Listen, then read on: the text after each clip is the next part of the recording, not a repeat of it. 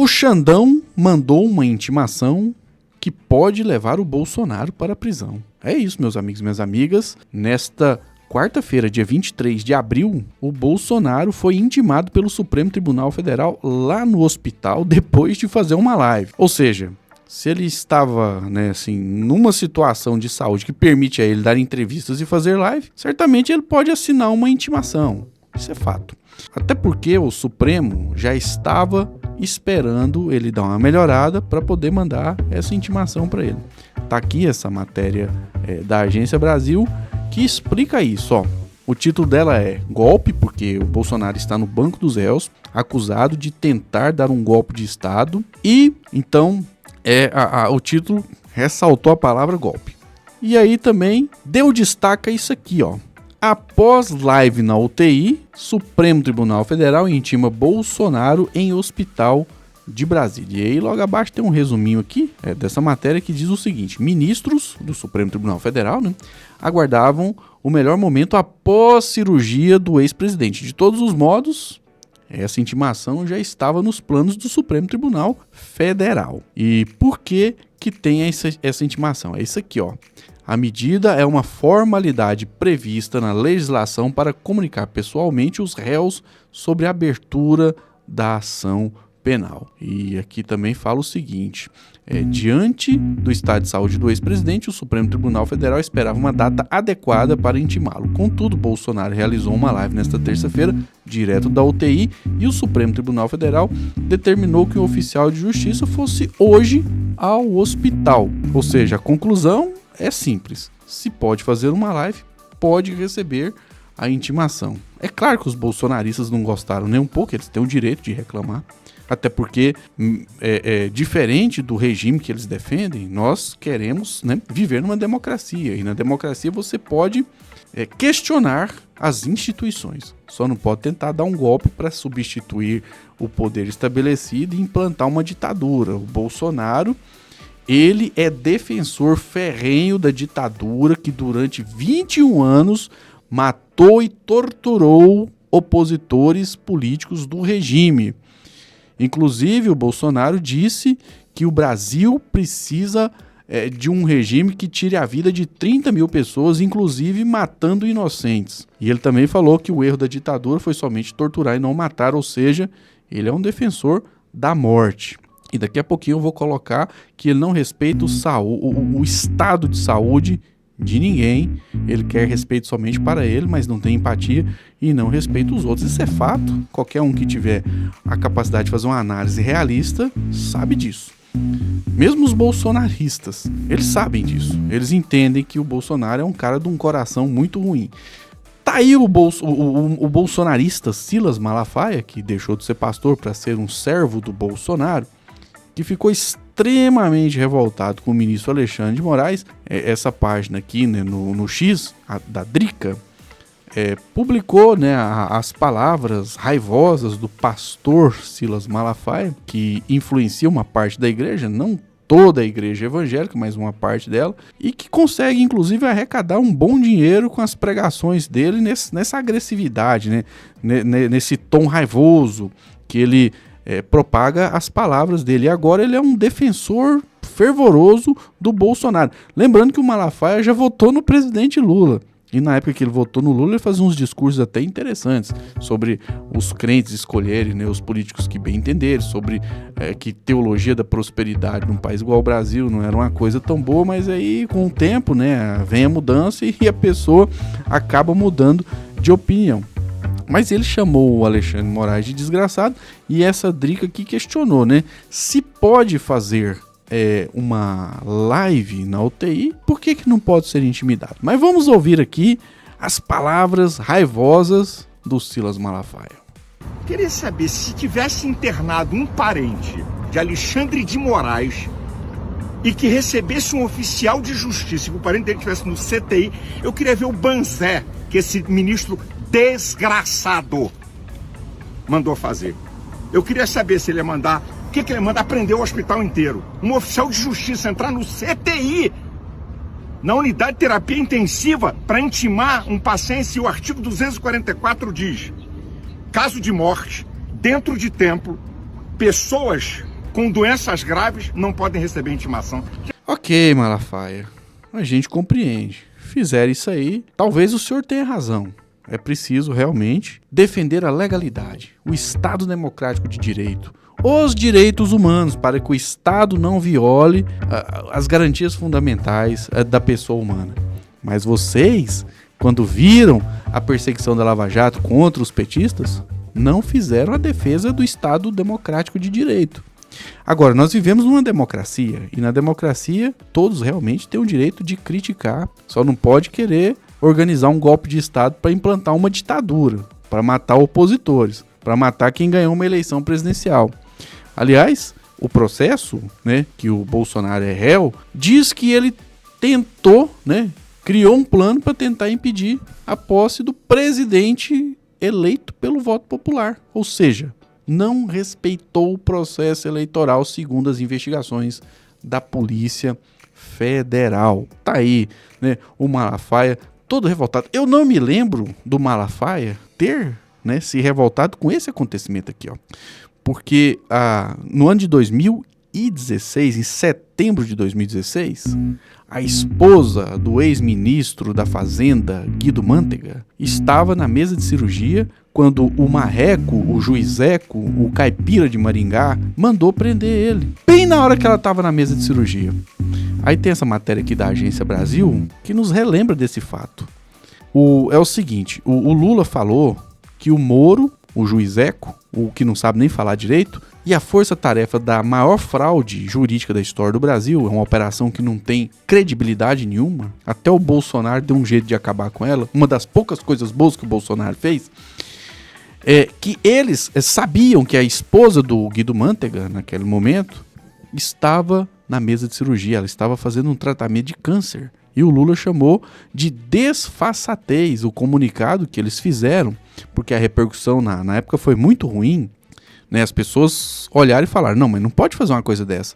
Foi pura maldade, né? Ele disse que não sabia, mas o presidente Lula, disse que o Moro sabia, sim, né? E aquela turminha da operação Farsa Jato. Aí, o Lula falou o seguinte, que, abre aspas, a mulher dele, do Guido Mantega, que inclusive faleceu, né, está com câncer e estava começando a cirurgia. Levaram ele depois na maior desfaçatez. Pedir desculpa, que não sabiam que a mulher estava com câncer, eles sabiam que a mulher estava dentro da sala de cirurgia, não era para se embelezar, para fazer maquiagem, era para fazer uma cirurgia, fecha aspas, foi o que disse, né, o presidente Lula, no comício do candidato a prefeito de Recife, o João Paulo, do PT, isso em setembro de 2016. Aí, nesses dias, né, da Lava Jato, dessa perseguição aos membros do Partido dos Trabalhadores, eu não vi a revolta do Malafaia e nem a defesa dos bolsonaristas relacionada ao Estado democrático de direito, ao cumprimento das leis, ao respeito pelas leis, ao respeito pelos direitos humanos. O tempo passa e a gente vai vendo quem é quem nessa história. Então, Malafaia está revoltado, ele tem o direito de se revoltar, ele tem o direito de criticar o ministro Alexandre de Moraes, nós defendemos o direito dele de fazer essa crítica. Eu não sei se ele defende o nosso direito de nos manifestarmos em relação aos nossos propósitos de uma sociedade melhor através da atuação política à esquerda. Eu não sei se ele defende isso aí.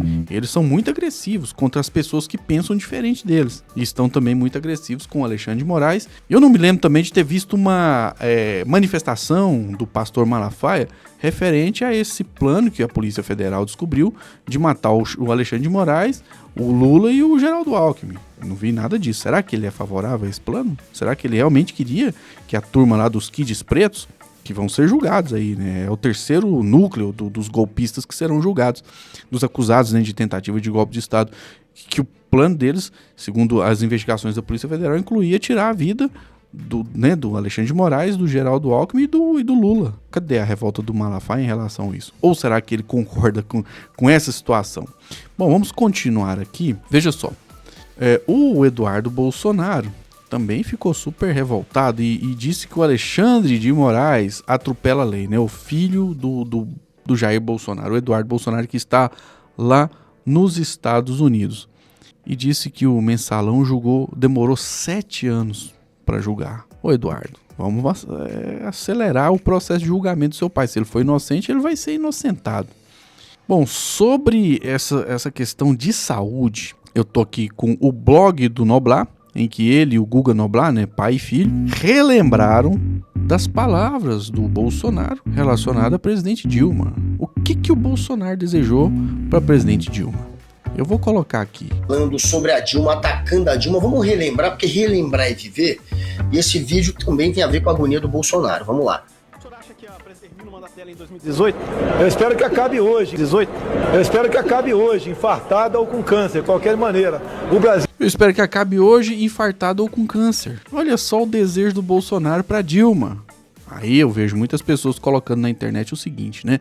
Que o Bolsonaro recebe em dobro o que ele desejou para ex-presidente Dilma. Já pensou? E tem gente que acha ruim quando você coloca isso. Mas isso é o que ele desejou. Esse é o Bolsonaro. O Brasil não pode continuar sofrendo por uma incompetente ou incompetenta à frente de um país tão grande e maravilhoso como esse aqui. É isso, o áudio. O áudio de Jair Bolsonaro, essa pessoa... Uma pessoa tão polida, uma pessoa tão civilizada, desejando a morte da Dilma Rousseff, falando em câncer e falando em Dilma. Tudo do Bolsonaro tem a ver com desejar a morte de alguém. É matar 30 mil pessoas, é falar que vai fuzilar os petistas. O Papa Francisco acabou de falecer, ele fez um texto lá, sabe? Acho que ele foi meio que forçado a fazer aquele texto. Um texto ruim, era melhor nem ter feito. E... falou que as pessoas não deveriam ficar de frescura e mimimi quando estavam perdendo seus entes queridos na pandemia, dizendo que não era coveiro, imitando alguém, né, com falta de ar no hospital. É um sujeito insensível. Mas tem gente que gosta, né? Tem quem gosta. É um gosto duvidoso e errado. Mas infelizmente uma parcela expressiva da população brasileira aderiu ao bolsonarismo. Apesar que tem muita gente que está mudando de ideia, o que é um bom sinal, um sinal de evolução. Mas vamos continuar aqui ouvindo essa reflexão do Guga Noblar junto com o pai dele, né, o Ricardo Noblar. Morte esse que agora passa por uma situação em que ele pede para que todo mundo se comova com a agonia dele. E claro que todos torcem pela recuperação de Jair Bolsonaro para que depois, obviamente, ele encare a justiça, e a justiça, ao que tudo indica, o mandará para a cadeia, e é isso que aguarda qualquer pessoa que, ao contrário dele, não deseja a morte dos outros, qualquer pessoa civilizada. Qualquer pessoa civilizada, né? Então, temos aqui um momento em que ele recebeu lá a oficial de justiça, ficou nervoso, tá aqui nessa página Pesquisas e Análises de Eleições, e eles colocaram aqui que o Bolsonaro se irritou, gritou lá dentro. Vou colocar um trechinho aqui. Eu peço por favor. Eu peço por favor. Eu peço por favor. Bom, me parece que isso não é fingimento e que realmente o ex-presidente da República estava muito irritado no momento em que ele recebeu a intimação do Xandão. Foi pego um tal de cartão de vacina. Que depois o PGR sugeriu e o Supremo arquivou. Eu não respondo mais nada por vacina. E a origem disso tudo é o inquérito do cartão de vacina. Tudo que se anulado também para frente. Por menos de 1% disso anularam a Lava Jato. E o Bolsonaro não foi contra a anulação da Lava Jato, não. Tanto é que uma das coisas boas que ele fez foi... antes do Moro pedir demissão, ele humilhou e fritou o ex-ministro da Justiça, o ex-juiz, e agora senador que é uma espécie de zumbi lá no Senado Federal, já que ele não tem expressão nenhuma, mas é senador, né? O Sérgio Moro. Então, o Bolsonaro, ele humilhou o Sérgio Moro. E, logicamente, ele ajudou, né, a desmantelar essa farsa jurídica que foi a Operação Lava Jato. Repito, uma das poucas coisas boas que o Bolsonaro fez na presidência da República, já que a Lava Jato não combateu a corrupção, já que a Lava Jato não teve um pingo de seriedade e foi uma operação que levou uma parte do Brasil à falência, desempregando inclusive 4.500.000 trabalhadores. Ou seja, o saldo da Lava Jato é extremamente nocivo e negativo para o Brasil. Eu espero que em algum momento a classe política tome vergonha na cara e faça uma reforma no Poder Judiciário para que, de fato, esse clamor que agora os bolsonaristas estão fazendo seja uma realidade.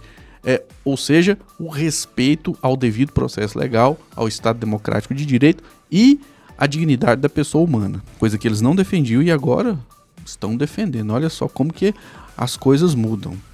O que o seu relator quer? Ele quer me prender. Bom, tá aí. Realmente, me parece que é isso mesmo, viu, ex-presidente Bolsonaro? Ele nem vai assistir esse vídeo.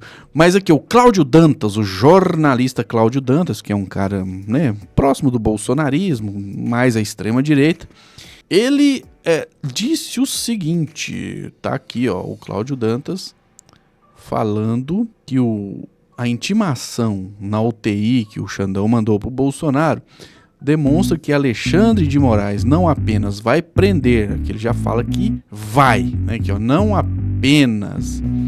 vai apenas prender Jair Bolsonaro, mas humilhá-lo.